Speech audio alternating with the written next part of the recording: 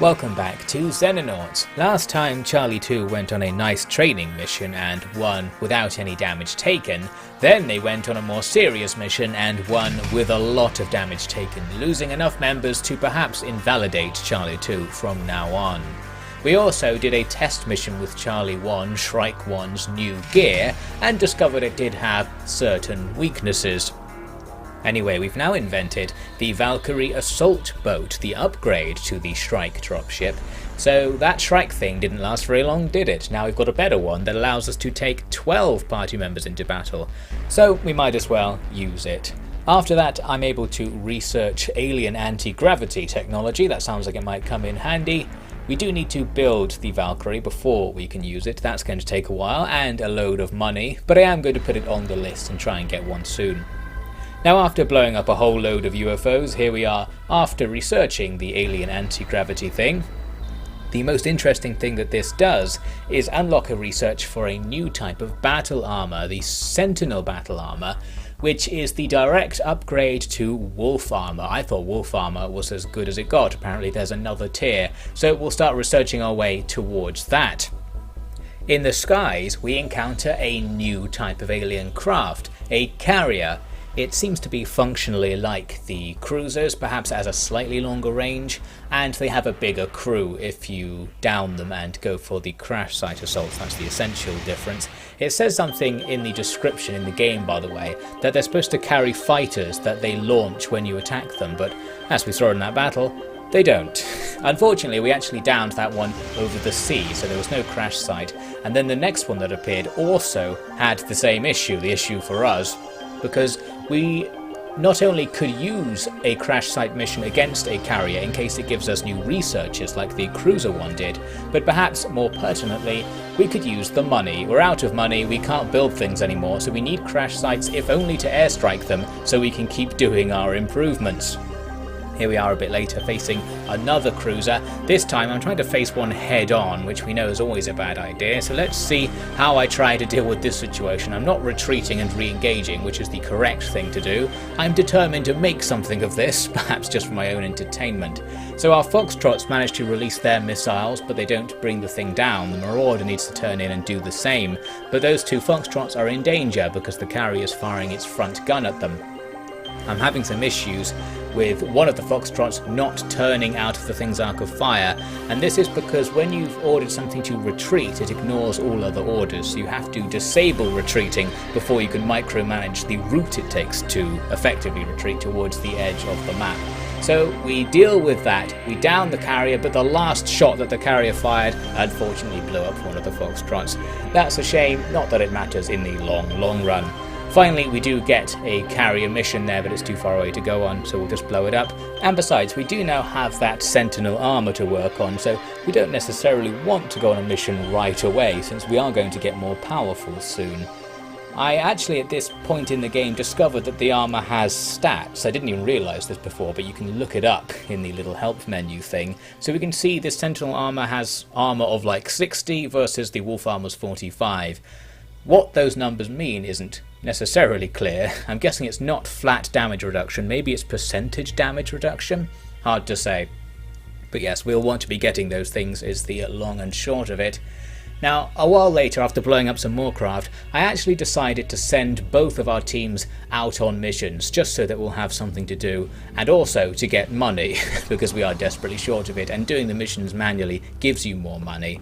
I'm sending Charlie 2 to do a really easy one, while Shrike 1 will be doing a more difficult mission where we're going to now properly test our Predator armor in a real battle scenario against late game enemies. Starting this mission off, we've got two aliens just outside the dropship. Hillary Highcow, advancing boldly with the Predator armor on, annihilates the first of the two aliens. The other one, this Wraith, takes a shot from slow scope, but he survives. We were unable to get more damage onto the Wraith. Luckily though, it just did that. Didn't do anything particularly aggressive, didn't teleport behind us or anything, it just wandered around. So in the next turn I got Trigger down to shoot at this thing from a distance, just so she can get some accuracy training. Then I could have shot with Hillary Highcow to guarantee a kill, but ended up doing some micro and getting slow scope to do it as well, just so that we're spreading the love around, making sure our Predator people don't just do everything. Ray and Prey moves up to the north to investigate this corridor I want to move the squad through. There's an alien in it, but not for long. Then as I set up to start moving through this area, a Wraith teleports in, and it's not going to last long since it's just teleporting into our line of fire. I'm going around seeing who can fire at it, again just to ensure it's not always our heavy gunners doing the work, so that accuracy upgrades are spread about. A couple of shots, don't achieve the kill, and eventually we just double down. We'll go for Ray and Prey getting the kill. There we have it. After that I moved up with Hillary Highcal to support Ray and Prey here. She discovered another enemy around the corner and it just went right down. Really, these heavy guns are nice and overpowered now that we've removed the penalty for moving and firing, which was their main downside. They're just really good, thoroughly outclassing all other weapons available to us. There were no other contacts until we found the UFO. It's another one where there are doors on the wings, so I'm going into one of the wing sections, since I think that feels safer than going into the main room.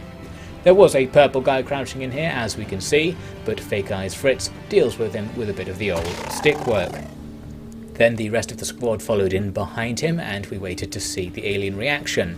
Someone came around the corner, Big Iron started firing at this alien and managed to hit Barrel Scrape, which forces him to turn around as well, which is annoying, since when that alien fired it could have hit Barrel in the back.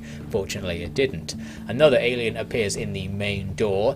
If he'd walked a tiny bit further forwards it could have outflanked us, but where he is right now, that's ideal for us to kill him from range, and a Wraith teleports down into the room to investigate what's going on.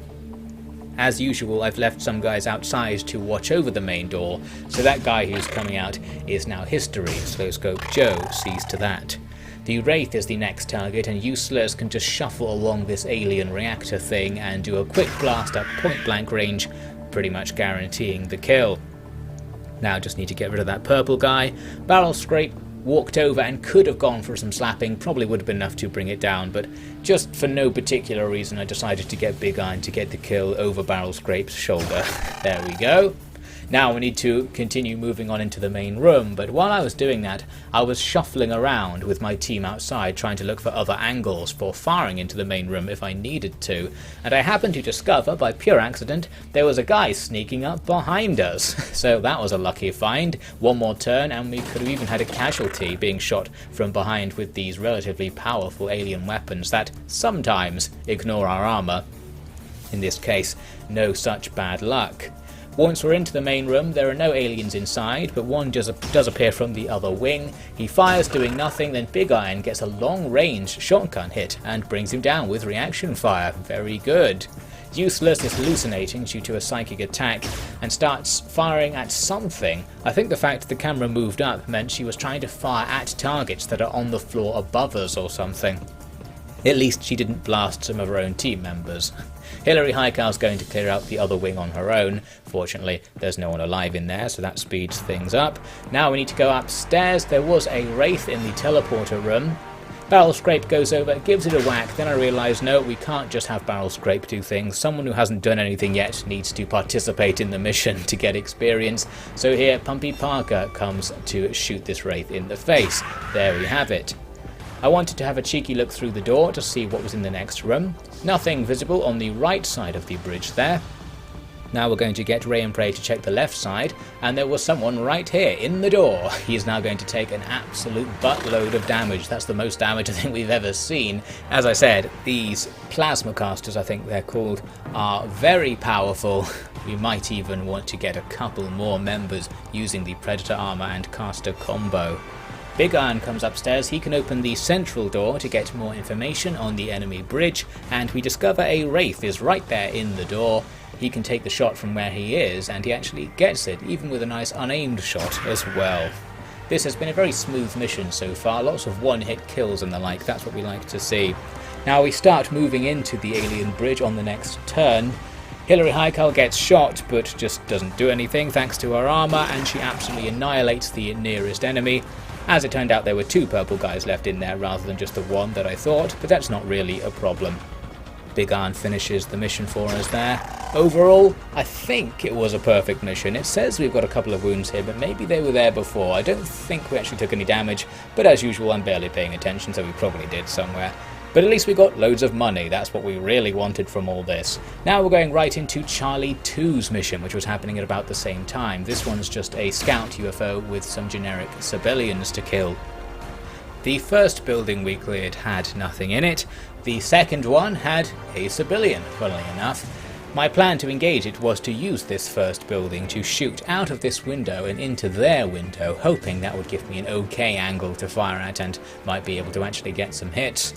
As it turned out, didn't really do much. G-Mobile unloads, suppressing the enemy but missing every shot. So then I take a much harder shot with friend fire from further away and from lower down. You probably can't even see that enemy, but this time we got the kill. So that happened the opposite way around to how I thought it would, but still, it's the result that matters. There's another civilian nearby. This time we're going to use a more traditional tactic. Deadman Welkin, supported by Frag This from Charlie 3, our new shield bearer, goes and does the business. Now we go over to the left where the UFO was situated. A burst from friend fire opens the door for us. There's an enemy on the inside who fires back, doing no damage. Now G-Mobile opens his little door to immediately get line of sight on these guys. We unload, the first enemy dies, and G-Mobile can close the door to now be invisible to the enemy. Nice and clean. As I'm setting up my assault team ready to attack the UFO, there's more activity on the inside, and No Brain, our new sniper, annihilates one of the enemies inside. You might remember No Brain was one of Charlie 3's riflemen, or riflewomen as it were, but she had really high accuracy, so I'm using her as the replacement for Mugscope in Charlie 2 now. Friend fire attempts to hit an enemy at the back of the first UFO room. Did a bit of damage, no kill, but we do still have the option of firing with No Brain. She does have a very much blocked line of sight, but we get the kill anyway. Maybe she's inheriting No Scope or Mugscope's legacy, aka No Scope. Anyway, now I ended a load of turns because I had a feeling there was another enemy in the corner, and eventually he walked out in front of us and got shot by friend fire, so that went well. Then it was finally time to go into the UFO. An alien appeared from the other room, took a shot doing no damage, then got annihilated by reaction fire, and that brought an end to the mission. That went surprisingly well. No grenades, no flank attacks, not even any friendly fire. Good work for Charlie 2, the newly constituted Charlie 2. Now we finish another month, and things are looking pretty good on this front. Everyone's relatively happy with us, a couple of places are maxed out in happiness, and we're making a load of money. They give us like $1 million, so now we're going to be able to build loads of the new tech we've been inventing. That should easily be enough to outfit all of our wolf armor people with the sentinel armor, or at least everyone in our first squad anyway. We also now have our Valkyrie transport, which means I need 2 new people to join our first squad, Valkyrie 1 as it's now called. Don't have much choice because we're running out of good recruits who aren't completely raw, but we've still got something, so we'll make something of it. Now more UFOs are appearing, and I'm currently conscious of the fact that we need to down a carrier and attack it so that we've captured one in order to get any tech that the carrier may unlock for us. I discover there that you can auto-resolve carriers with marauders and kill them without any damage, so that saves a bit of time. Now, I've got lots of options here. There are carriers all over the place, so I'm using my quantum cryptography thing to find one with the easiest crew to take on and then hopefully go for that one. As it happened, a couple of the carriers landed next to Concrete. I think they both had pretty much the same crew, so I could just pick one of them and go for an attack. It does mean it will be a difficult mission, since the enemy will have their full crew alive to fight us. But let's try it anyway. I think you do get more stuff and more money for capturing intact craft as well, so it does make it a bit more valuable as a mission. Our first bit of Sentinel armor is ready, so Big Iron's going to test it out. It gives him extra carry capacity, so I'm going to swap out his medpack for more rockets to make him more deadly. Now with our Valkyrie transport, you can see it gives us the ability to deploy at the start of the battle, but this isn't very useful because you can only deploy in a very small area, and in this case there was no cover anywhere in the area, so I have to deploy out of cover, and you end up not having the dropship to use as cover. So I think this actually makes it a bit harder to start missions off, which sucks. Anyway, there is one enemy who can see us as we deploy, so we'll need to kill him right now to make sure we've got plenty of leeway to get everyone into some sort of cover. And of course, we can rely on the Predator armor to deal with that. Ray and Prey moves up, crouches for added accuracy, and opens fire. That Wraith says goodbye. There was another Wraith just to the right, who appeared in the next turn. Slowscope Joe put some damage on him, then I'm going to move up with Trigger down to closer range, where her scatter laser can finish the job. We take a volley, doesn't do all that much damage, but was enough to finish it off thanks to Slowscope's start. Now I wanted to advance up with Big Iron to see what we could see from a more advanced position, and something quite magical happens, as you'll see.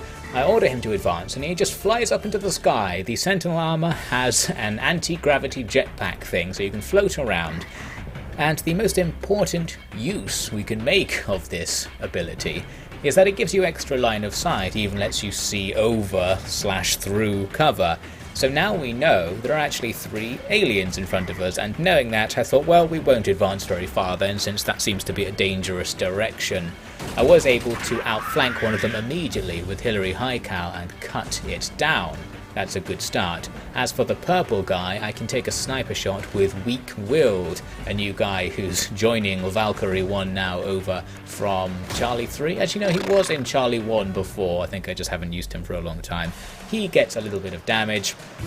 Then I move up with Ray and Prey to show everyone how it's done. There we go, the purple guy is taken care of. The other Wraith is suppressed right now, so we're in a pretty safe situation.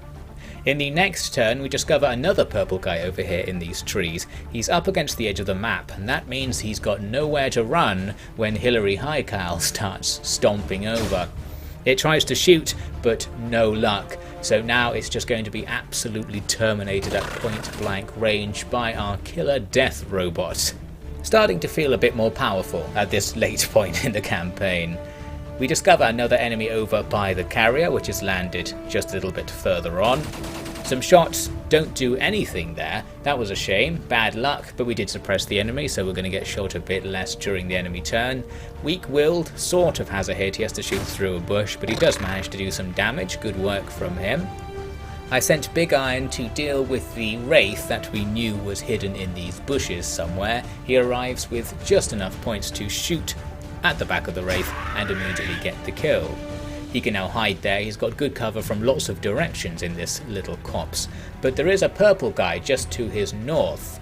I set up to engage him with most of the other squad members back near the deployment zone, but the purple guy just throws a grenade into our little hollow and does damage to Big Iron and Fake Eyes, who went over there to defend Big Iron's rear against projectile attack. Pretty sneaky.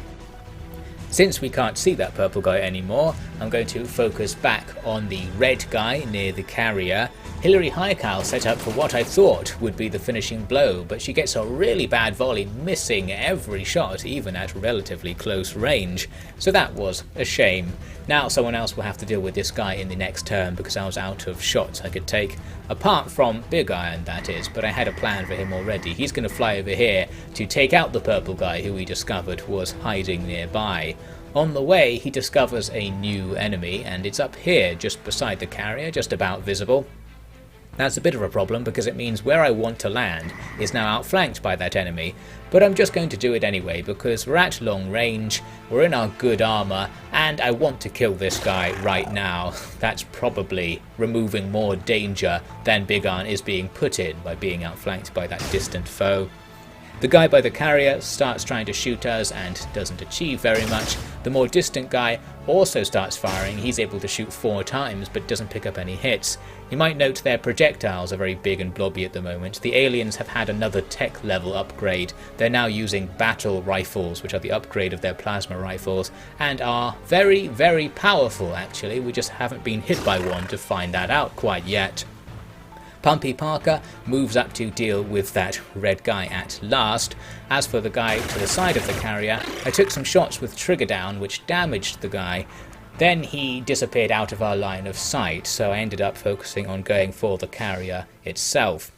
Ray and Prey just walks up to the main door, opens it to see what she can see. There's a purple guy and a Wraith hiding inside. The Wraith doesn't last very long, and we can even just close the door now to stop the purple guy from retaliating. Gonna set up to do the same thing with Hillary Highcal in the next turn, so we'll just wait in the door, blasting anything that goes into the main hangar of this carrier. However, Highcal gets mind controlled by the aliens, so suddenly we have an issue. Having OP party members is a bit of a double-edged sword then, because now we have to deal with the Predator armor ourselves for a bit. If we get shot, we'll almost certainly die to the plasma caster weapon since it's so powerful. That means we just need to run for it. Luckily, these two pointy things sticking off the carrier count as 100% block cover even when they're above the ground, like on the end. So just running around the corner puts us completely out of enemy line of sight, as enemy, Hillary's line of sight. While running, we found out that there was another alien behind this rock. Big Iron quickly goes to deal with that situation. So now we just get everyone as far away from Hillary as we can and wait to see what she does. She just walked over and started looking towards Pumpy Parker and Barrel Scrape on the left, so they're going to keep legging it and hide in these bushes, hoping that Hillary doesn't follow, and everyone else will just shuffle around, again making sure that it's hard for Hillary to get line of sight and hopefully make sure no one's in her line of sight. I think that was the case because she didn't move at all, so she obviously didn't have any targets to pursue, and luckily she then came back under our control, so the emergency is over. To redeem herself, she goes back over to the door and annihilates that red guy, which I think was the one we were firing at earlier as well. That purple guy in there obviously isn't going to last long now that the whole team is busting into the hangar. Down it goes to a blast from Ray and Prey. We move on through this floor to the back of the carrier without discovering any aliens. One teleports in the teleporter room, shoots at one of our Predator armor people, doing nothing, then gets annihilated by Big Iron. That went well. Upstairs, Hillary Highcal discovers a red guy who lasts about 2 seconds, thus we've secured this room. The second half of the floor only had this one purple guy in it who was killed by Big Iron right after I opened the door.